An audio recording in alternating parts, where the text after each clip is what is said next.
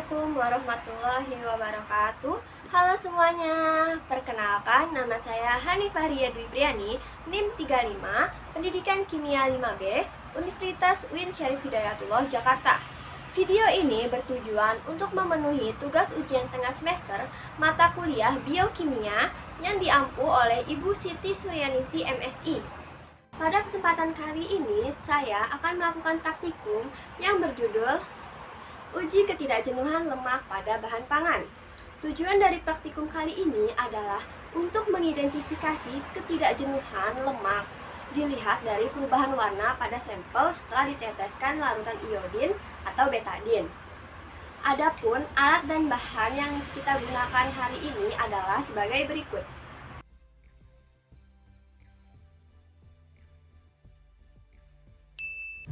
Piring plastik, ulekan, sendok, sumpit sebagai pengaduk, dan kain lap, kacang tanah, margarin, santan, kuning telur, minyak, dan betadin.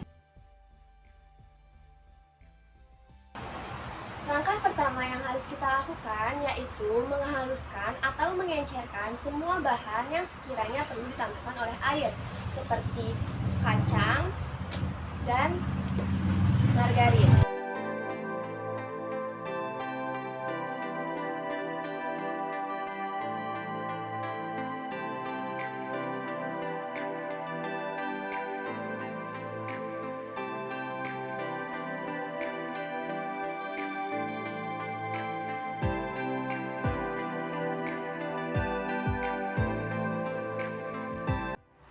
Setelah kacang selesai dihaluskan, kita akan mengencerkan margarin.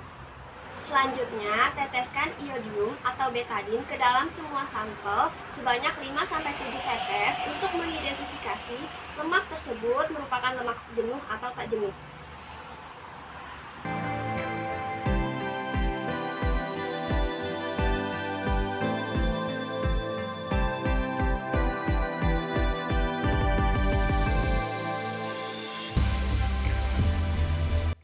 Kemudian, setelah semua sampel ditetesi oleh iodium atau betadin, aduk agar semua tercampur secara merata.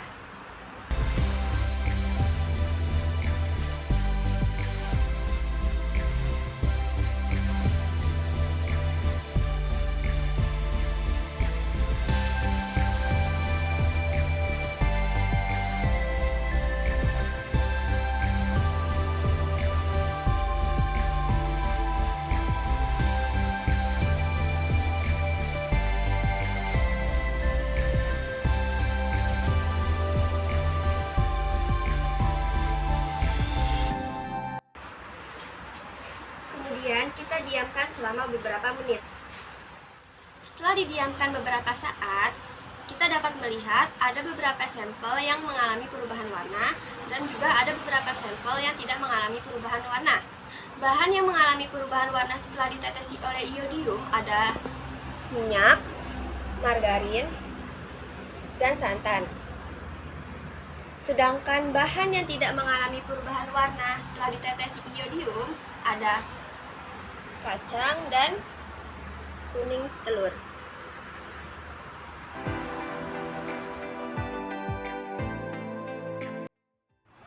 Jadi, dapat kita simpulkan bahwa sampel setelah ditetesi iodium atau betadin tidak mengalami perubahan warna, maka kandungan lemak tak jenuh dalam sampel tersebut adalah positif.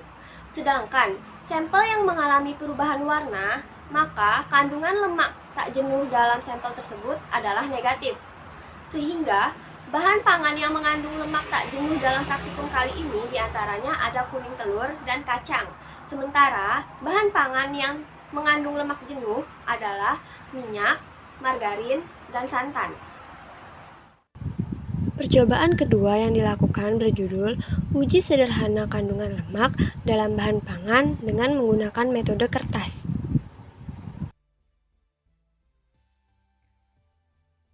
Adapun tujuan percobaan adalah untuk mengidentifikasi bahan pangan yang mengandung lemak. Adapun alat dan bahan yang kita gunakan pada hari ini adalah sebagai berikut.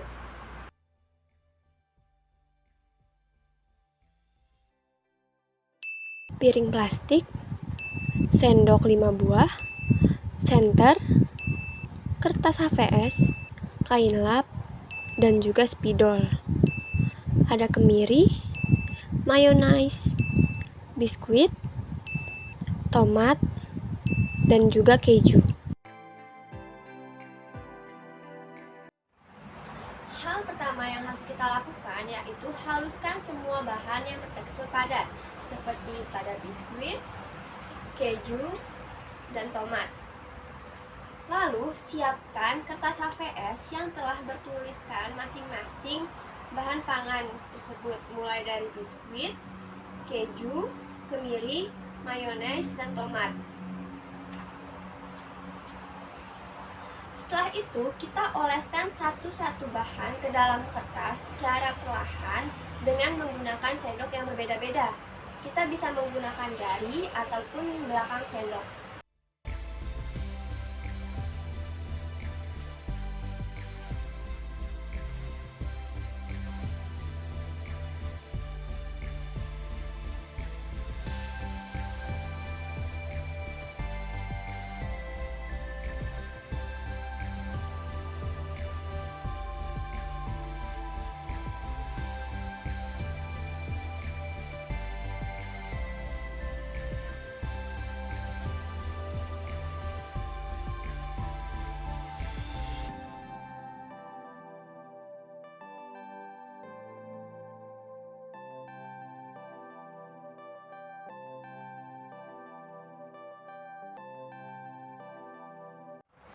Langkah selanjutnya yaitu senterkan dari arah belakang HVS untuk melihat hasil olesan pada kertas HVS tersebut.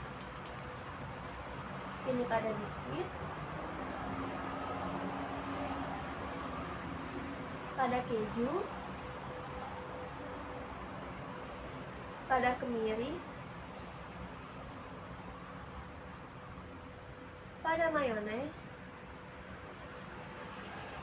dan pada tomat.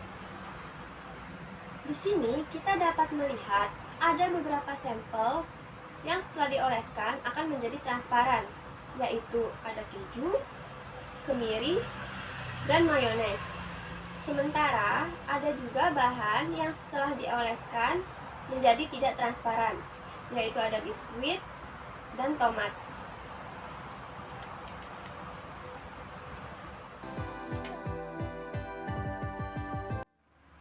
Jadi, dapat disimpulkan dalam praktikum kali ini bahwa jika sampel setelah disenterkan akan menjadi transparan, maka sampel tersebut terdapat kandungan lemak di dalamnya.